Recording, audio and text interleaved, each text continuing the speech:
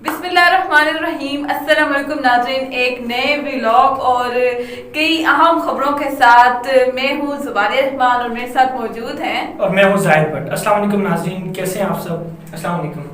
वालेकुम अस्सलाम। जाहिद, बजट 2021 बिलाखिर मंजूर हो चुका है। वज़ीर-ए-आज़म इमरान खान साहब ने बड़ी कोशिश की उसको मंजूर कराने की और अपोजिशन की जानिब से बड़ी तनकीद का सामना रहा उनको, और आखिर वक्त तक यही कहा जाता रहा कि बजट मंजूर नहीं होगा, लेकिन कल हमने देखा कि बजट मंजूर हो गया। आज भी जैसे ज़लज़ला आने के बाद आफ्टर शॉक्स मिलते रहते हैं, तो इसी तरह जो है वो बजट मंजूर होने के बाद भी बहुत सारी ऐसी चीज़ें हैं जो अभी भी हम देख रहे हैं, जैसे कि ऐवान की कार्रवाई अभी भी चल रही है और बूढ़े बच्चे ये कहा जाए कि आमने सामने आए हुए हैं। तो इस हवाले से जो है वो क्या तफसीलात हैं, क्या चल रहे हैं अभी, ज़रा ऐवान में नाज़रीन को आगाह कीजिएगा। बिल्कुल, ये तो हमारी असम्बली का वतीरा है कि जिन लोगों को हम वोट दे के असम्बली में भेजते हैं कि वहाँ कानून साजी करें, आवाम की फलाह बहबूद के काम करें, उन लोगों ने अब असम्बली में तमाशे दिखाना शुरू कर दिए। बाकी सबको छोड़कर अगर पीपल्स पार्टी और पीटीआई की बात कर ली जाए तो आज ऐवान की जब कार्रवाई चल रही थी तो उसमें बिलावल साहब और शाह महमूद कुरैशी साहब ये बार बार आपस में उलझते रहे हैं। एक बार बिलावल साहब उठ के चले गए और फिर शाह महमूद कुरैशी साहब कहने लगे कि बिलावल साहब आए बैठे मेरी बात करें, मैं उनको जवाब देता हूँ। मतलब उन्होंने बहुत ज़्यादा तानेबाजी भी की, नारे लगाए।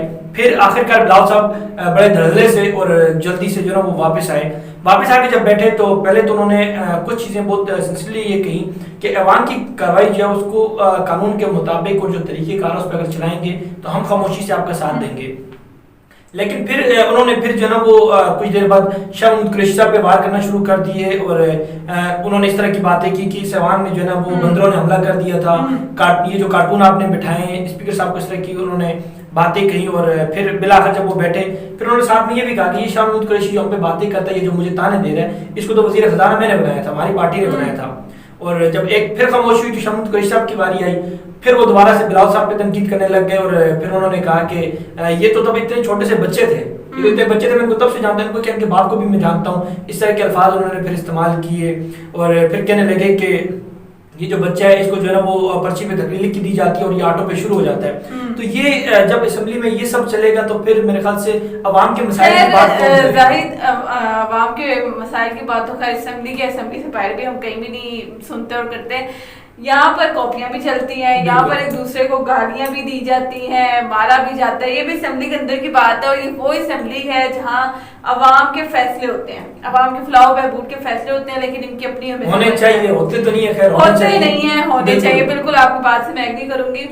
एक स्पेशल पर्सन जो है वो कल से मिसिंग है व्हाट्सएप। हाँ बिल्कुल, शहबाज शरीफ के हवाले से आप देखें सोशल मीडिया पे भी टॉप ट्रेंड्स चल रहे हैं कि वो गायब हैं और तलाशी गुमशुदा के हवाले से चल रहे हैं। एक तो उनके हवाले से ये खबर भी उनके वो कज़न फोत हो गए थे तो वो वहाँ मसरूफ है, लेकिन उनके साथ साथ उनके दीगर कुछ अरकान वो भी जो है ना वो गुमशुदा में शामिल है। 14 से 15 बिल्कुल 14 से 15 लोग शामिल हैं। लेकिन एक तरफ से तो ये उनके सामने वो उनके वो कज़न फोत हुए, ठीक है, बिल्कुल ये बनता है शहबाज शरीफ को वहाँ होना चाहिए मौके पे। लेकिन दूसरी तरफ बजट चल रहा था। अब जब बजट की जो ना वो तकरीब चल रही हो, फिर आपके लोग वहाँ से जब गायब होंगे तो वो 14-15 लोग अगर छोटे हों या बड़े हों उनका वोट काउंट किया जाता है। जब फिर आप वोट देने नहीं आएंगे तो बजट ऑटोमेटिकली पास होना है, किसी का इंतजार तो होना नहीं है। तो इस हवाले से बहुत ज्यादा तनकीद भी चल रही है। उनकी जो मरियम नवाज साहिबा की मैं बात करूंगी वो काफी गुस्से में है। हाँ बिल्कुल, ये अब इस हवाले से तो फिर आप ही तफसील बता सकेंगी, लेकिन ये सुनने में जरूर मिला है कि शहबाज शरीफ के हवाले से वो उनका जो ना वो हमेशा से ये मौका मेरे पास पहले से भी रहा है, लेकिन अब कुछ ज्यादा ही नजर आता है कि कश्मीर का मरियम नवाज साहिबा का फिलहाल रद्द-ए-अमल कोई सामने नहीं आया, लेकिन जराये के मुताबिक जो है वो काफी गुस्से में है क्योंकि शहबाज शरीफ साहब ने इजलास में शिरकत ना करने की वजह से जो बजट है वो बड़ी इजीली जो है वो पास हो गया, मंजूर हो गया। उसकी वजह से जो है मरियम नवाज साहिबा और शहबाज शरीफ साहब खुद भी जो दावे से कहते थे कि किसी सूरत बजट पास नहीं होने दूंगा, वो बजट पास हो गया। और मरियम नवाज साहिबा की अगर बात की जाए तो उनके अपने चचा से खिलाफात जो है वो बड़े टाइम से जो है वो अवाम के सामने आ रहे हैं। ईद की बात ले लीजिए, जाहिद तो जाती उमरा में इनकी लड़ाई हो गई, उसके बाद अब आज़ाद कश्मीर में जो इलेक्शन होने जा रहे हैं, जनरल इलेक्शन, उसकी वजह से जराये के मुताबिक जो उनके वालिद साहब हैं पहले उन्होंने मरियम नवाज को ये ऑर्डर दिया था कि आप इलेक्शन कैंपेन शुरू करें।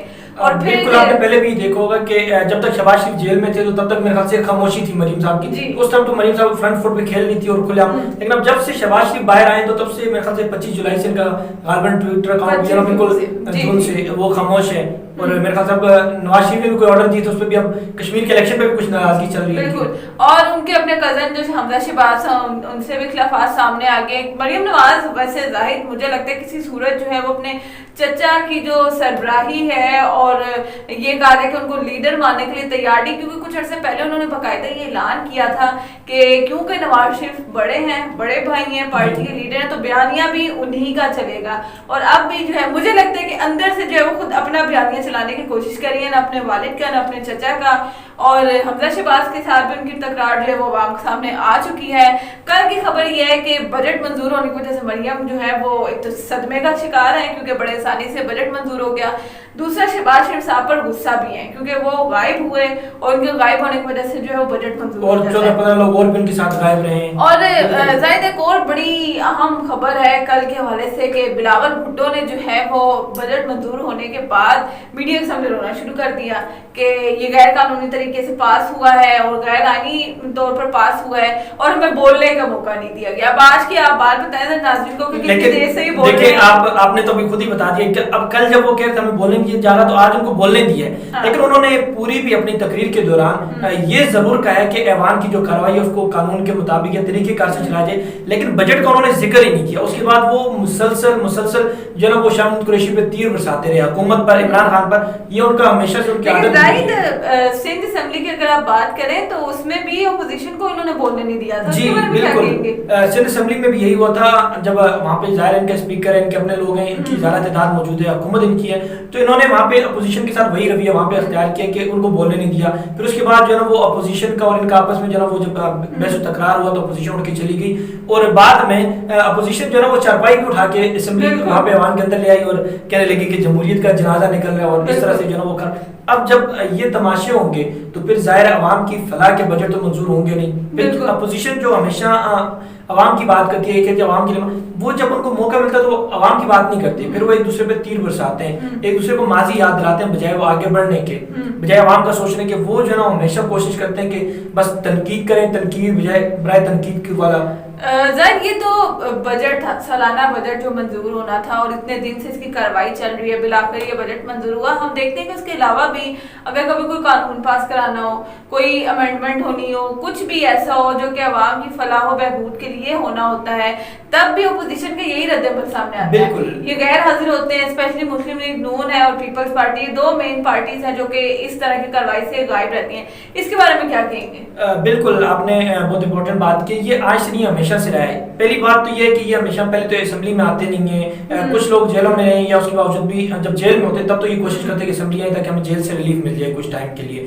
لیکن دوسری جب اسمبلی میں آتے ہیں اب قانون پاس کرنا ہوتا ہے تو یہ میرے خیال سے اسپیکر اگر کوئی قرارداد پیش کرے یا کوئی بھی بندہ قرارداد پیش کرے, ایک یا دو لوگ اگر اس پہ سنسیئر ہو کے بات کریں تو اس کے بعد جو ہے نا وہ پھر تھوڑی دیر بعد جو ہے نا وہ سب ختم ہونے کے بعد ہمیشہ حکومت اپوزیشن پہ اور اپوزیشن جو ہے نا حکومت پہ تنقید, اور وہ جو معاملہ ہوتا ہے یا جو قانون ہوتا ہے کوئی چیز وہ وہیں کا وہیں رہتا ہے. پھر ان کے جو ہے ایک دوسرے پہ تیر برسانا شروع کر دیتے ہیں. اور بلاول صاحب نے جیسے کہا کہ یہاں پہ جو ہے وہ بندروں نے جو ہے تماشا لگا لیا تھا اور حقیقت میں وہی تماشا وہاں پہ شروع ہو جاتا ہے. ناظرین آخر میں یہی کہنا چاہیں گے کہ پارلیمنٹ کا, اسمبلی کا مقصد یہ تھا کہ عوام کی فلاح و بہبود کے فیصلے ہوں, لیکن ہم دیکھتے ہیں ازل سے یہی طریقہ چل رہا ہے کہ جب بھی کوئی ایسا اہم ایشو اٹھتا ہے تو یہ آپس میں ہی جو ہے وہ گتھم گتھا ہو جاتے ہیں اور جس ایشو پر بات ہو رہی ہوتی ہے وہ وہیں کا وہیں رہ جاتا ہے. تو آگے بھی مجھے لگتا ہے یہی چلتا رہے گا کیونکہ ابھی تک ہم یہی دیکھ رہے ہیں 3 سال ہونے والے پی ٹی آئی کو بھی, اور وہ جو دستور ازل سے تھا وہ اب تک چلتا آ رہا ہے. ہمیں دیجیے گا اجازت, اور اس حوالے سے جو بھی اپڈیٹ ہوگی آگے چل کے یہ لوگ ایک دوسرے کا کس طرح سے سامنا کرتے ہیں اس کی تفصیلات ہم آپ کے سامنے